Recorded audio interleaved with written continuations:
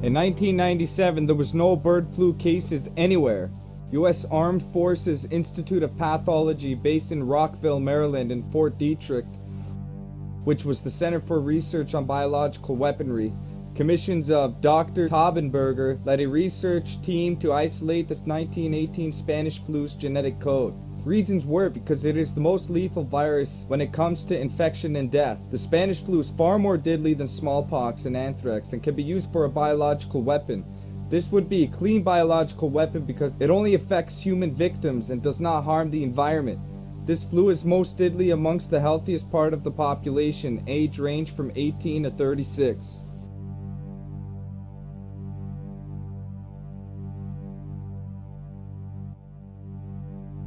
August 24th, 1997, Alaska. Researcher team member John Holton sends a well-preserved 1918 flu virus specimen from a frozen body of a victim of the Spanish flu. This specimen was sent to Dr. Taubenberger's lab in Maryland. Days later, he detected the genetic fragments of the flu for analyzation.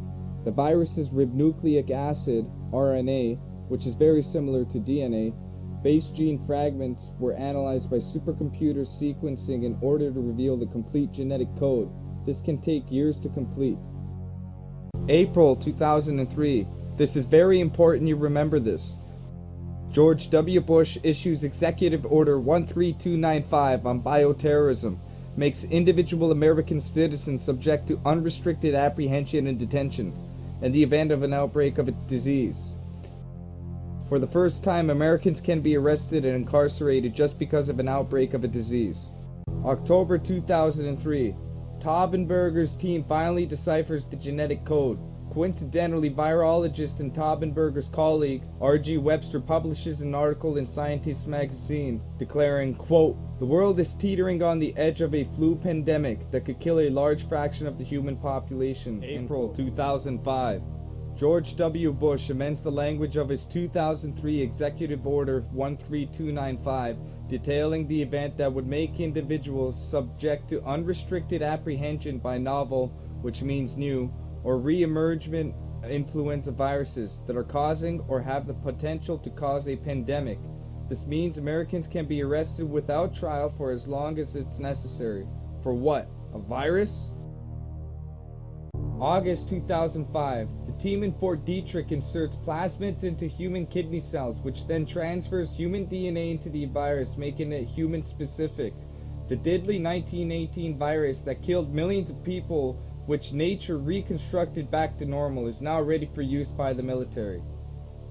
September 9th, 2005.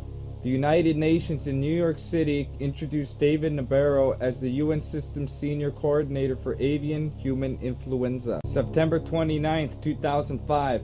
Fear and panic begins when Nabarro issues an official UN warning that an outbreak of avian influenza would kill between 5 million to 150 million people on each continent. The funny thing is, only 257 people have died so far.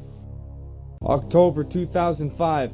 Health of Human Services, Mike Livia of Utah begins pandemic bird flu preparations. November 2005, Bush gives Congress $7.1 billion to fund preparations. January 2006, Livia launches website, pandemicflu.gov. Here he declared, quote, "Let me be clear, it's only a matter of time before we discover H5N1 in America. The migration pattern of the wild fowl that carry the virus makes its appearance here almost inevitable," end quote. It's already here naturally, that is non-toxic. Then again in the same month, China receives a lot of money from the West. Livia commits $334 million in funds to aid Chinese research into vaccine development. January 24th, 2006, Department of Homeland Security award KBR a $385 million federal contract for U.S. detention centers. March 2006, movies made about bird flu. In the same month, Liviet declares on his Health and Human Service website that the best defense for bird flu is vaccination. He says the current U.S. capacity is not efficient enough to support the entire population. You can clearly see he wants everyone to get a vaccine. HHS supports research in human kidney cell-based vaccine. December 2006. New York Times reports Gulf syndrome is positively linked to vaccination of veterans. In 1991, 100,000 vets contracted the syndrome during Operation Desert Storm. New York Times admits it was linked to vaccination. Over 20,000 vets have died from this syndrome triggered by a toxic adjuvant called squalene, which all modern vaccines contain. On April 17, 2007, the Food and Drug Administration branch of Leavitt's HSS utilizes its emergency use authorization to produce H5N1 vaccines to Rockefeller's Sanofi Pasteur. November 26, 2007, Leavitt and HHS ordered 100 million H5N1 vaccines from Sanofi Pasteur. Expected delivery date August 2008. The mass production of the vaccine was in China's facility, then shipped to Stillwater for packaging. All of this done without human or animal testing. January 2008. A newspaper released in London states that the H5N1 vaccine was conducted on 350 homeless people in Poland. Immediately there are 21 deaths, age ranging from 18 to 36, and over 200 severely hospitalized, showing the vaccine is highly deadly. This never stopped HHS from stockpiling the vaccine, though. July 2008. 39 states in America passed the Model State Emergencies Health Powers Act. Under this law, the federal and state governments now have the right to force examination citizens, isolate the ill, quarantine cities, towns, and counties, and take anybody who has been exposed to or who refuses vaccinations. It is a felony to refuse this Chinese vaccine and allows the state to confiscate private property. It looks like Canada's running into some problems as well. And lastly, August 1st, 2008. The Model State Emergency Health Powers Act passed in 39 states make drug treatment and inhalation mandatory once pandemic. Unlimited quarantine without review is mandated under this law.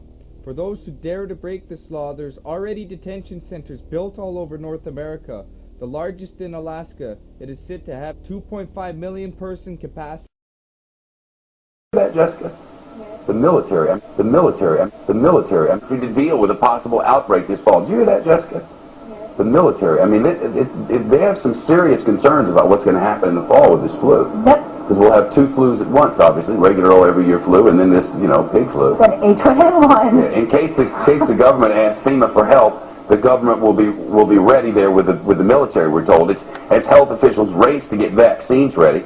The U.S. government has just gotten 20 million doses, and we're told it could be getting ready to start giving those shots by October, even though the trials for these drugs haven't even begun yet. Just minutes from now, a panel from the Centers for Disease Control, Brian, the military getting involved. That seems kind of drastic.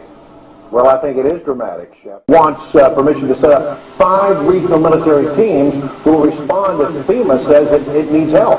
One assumes this might be necessary, Shep, if there were, for example, mass quarantines.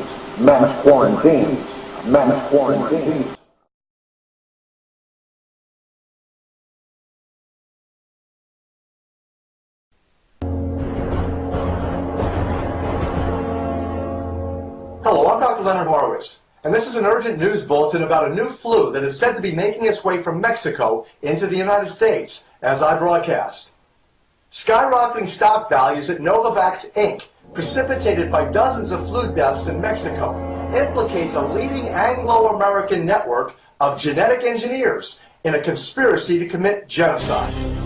Dr. James S. Robertson, England's leading bioengineer of flu viruses for the vaccine industry, an avid promoter of U.S. government funding for lucrative biodefense contracts, along with collaborators at the U.S. Centers for Disease Control, the CDC, helped Novavax Inc. in Bethesda, Maryland, produce genetically modified recombinants of the avian, swine, and Spanish flu viruses H5N1 and H1N1, nearly identical to the unprecedented Mexican virus that has now spread into the United States. The outbreak was precisely timed to promote the company's new research and huge vaccine stockpiling contracts. The outbreak was precisely timed to promote the company's new research and huge vaccine stockpiling contracts. Scientists at the CDC are implicated through collaborations and publications involving private contracts with Novavax, a company that obtains its, quote, biosimilars through the CDC Influenza Branch Director.